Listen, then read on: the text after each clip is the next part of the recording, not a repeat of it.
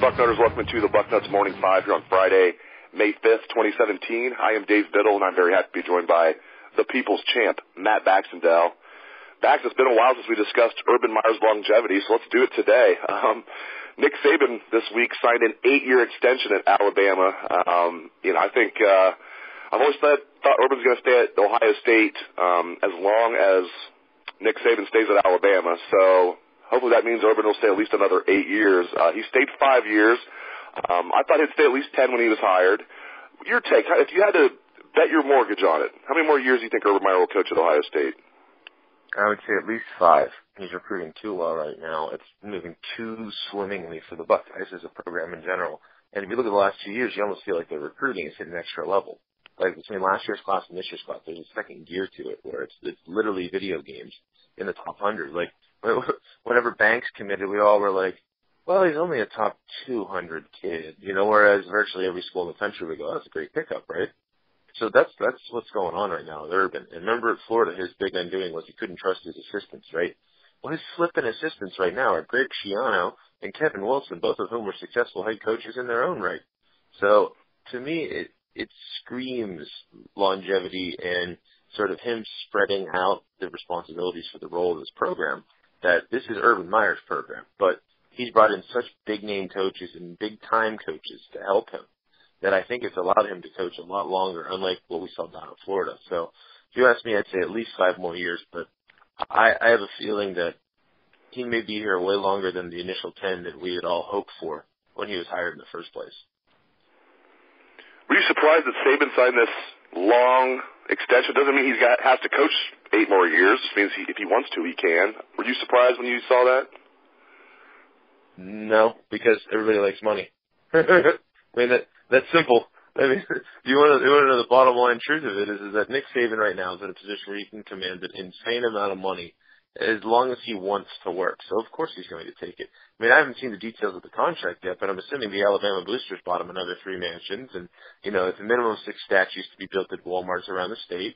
There's all kinds of stuff that's going in Nick Saban's favor here. So, I think at this point, if you're Nick Saban and they ask to hand you this kind of money, sure, you do it. I mean, I don't know if the Alabama people are just terrified of the closer than people realize Texas experience a few years ago or what. But if you're Saban, of course you're going to take the money.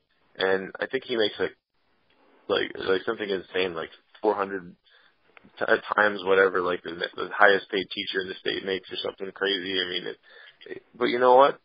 He's one of the 2 clear best coaches in college football, right? It's like in the NBA, people talk about how much money LeBron makes a year. Truth of the matter is LeBron should be making double what he's making a year if he bases real value to the Cavaliers, right? But you have a salary cap and salary structure, so he's not. Well, in college football, you don't have a salary cap or a salary structure. That's why Nick Saban makes an unreal amount of money. That's why our rivals have fallen over themselves to throw an unreal amount of money at Harbaugh, even though, he hasn't done the same success that Meyer or Saban has. It's an insult to Meyer and Saban to put Harbaugh in their class, and you look at their achievements and his achievements. But that's what they're trying to do, is find that guy to throw the money at. And that's kind of just the bottom line right now, is that Nick Saban's that good, and he's worth that kind of money.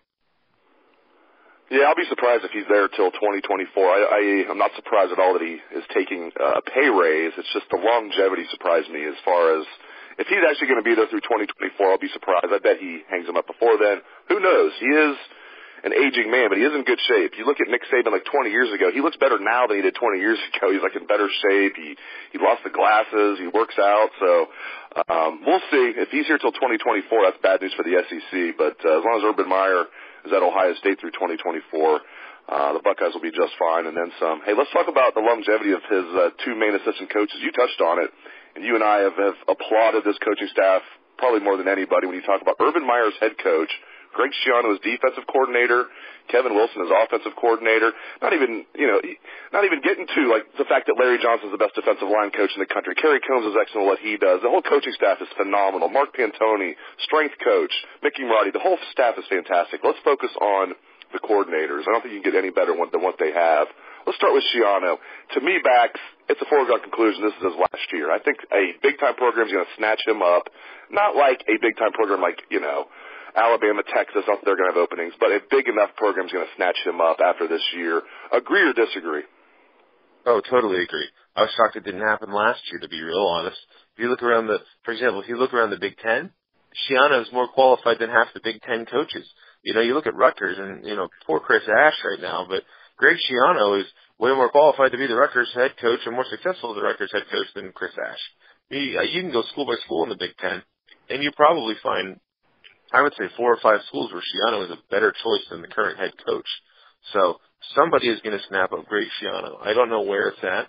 And Schiano is not going to leave to go to some AAC school or something like that. It's not going to be like when Fickle left for Cincinnati, which is the best possible personal fit that you could think of for him outside of Ohio State. Somebody who runs a bigger program. I could see one of the Florida schools even going after Greg Schiano pretty hard. And you know what? He's earned it. I mean, he's a former NFL head coach. He's a decade-long head coach at Rutgers, which turned a bum-ass program like Rutgers into a quasi-respectable program for a few years before they went back to being Rutgers. So, Schiano's going to come to Columbus, and for 2 years he's going to run one of the best defenses in America, which is what Ohio State's going to be this year. And then he's going to go off the greener pastures of head coaching and make himself some money. I think he's not going to leave, though, unless he has a place where he feels like he can go and be the head coach for the rest of his career, because let's face it, Schiano has bounced around a little bit, but he showed a willingness to stick around in his home state in Rutgers. So I wouldn't be surprised if Schiano landed a gig where he felt like he could win long term versus him just bouncing to go be a head coach again. And Kevin Wilson, certainly I think he's going to be here through next season. I mean, Urban has his 2-year agreement. Is it possible that a big-time school could come and snatch Kevin Wilson up after this year and Urban would say, hey, you got to take the job? Yeah, it's possible. Just like it would have been possible with Schiano last year.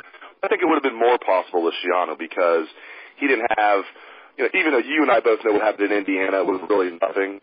There was any type of, PR hit or whatever you want to call it, black cloud hanging over Greg Schiano, and nobody snatched him up. So I certainly think Kevin Wilson will be here for at least 2 years. Is there a chance he'll be here longer, or do you think 2 years is the max? I wouldn't be surprised if it was 3. I mean, just to be very honest, if you look at Kevin Wilson's resume, he's an exceptional coordinator. Schools sometimes get nervous about their head coaches. Like, let's be very honest here. There are going to be some schools that won't even consider him just because they're afraid something will come out, right? Where even if it hasn't come out and there is nothing to come out, it looks like, it's going to take a couple of years of Ohio State just, rampaging people in the passing game. And somebody's going to be coming through all with Kevin Wilson and hire him. My running joke with some of my friends in Indiana is that Kevin Wilson's going to come here for 2 years. The offense is going to be awesome for 2 or 3 years. And then he's going to end up being that Purdue head coach. How funny would that be? So, I think Kevin Wilson has a couple years here at OSU, but I do think somebody's going to take him as a head coach. And if you're Kevin Wilson and you went to Indiana, which may have been the worst of the Power 5 programs when you took over, and when you left, Indiana was the school in the Big Ten that nobody really wanted to play. There was no upside to it. If it was a boxing match, the promoter wouldn't have scheduled it for the big boys because you don't get any credit for beating Indiana. But Indiana was good enough to give you a game. And we saw that with, them beating Michigan State last year, them taking Michigan to overtime, playing them tight. They played the Buckeyes tight multiple times. That program was annoying. It means it was a well-run program because Indiana's never going to be a place you're going to bring in all kinds of elite talent. By the way, look what Kevin Wilson did in terms of sending guys to the NFL from flipping Indiana, which is nothing but 2-star recruit heaven. Somebody's going to snap him up. The question is how badly does Kevin Wilson want to be a head coach again in 2 years? All right, switching gears, let's end the show. This is an awesome story. Cardale Jones did not come to Ohio State to play school. That's the joke. He put it out there on Twitter. Well, guess what? He's coming back now to play school and has been coming back. He's getting his diploma, and it's just a fantastic story, Bax, on so many levels. I mean, Tom Herman's flying in for the ceremony. I think that's cool. The whole thing about I didn't come here to play school, came here to play football, and then he just completely turns his life around. He becomes a good student, leads Ohio State to the national championship. He's just always going to have legendary status. He had recruits like just fawning over him at the spring game like he was a god. He's going to leave Ohio State the only quarterback to be an undefeated starting quarterback at Ohio State, 11-0. He's in the NFL.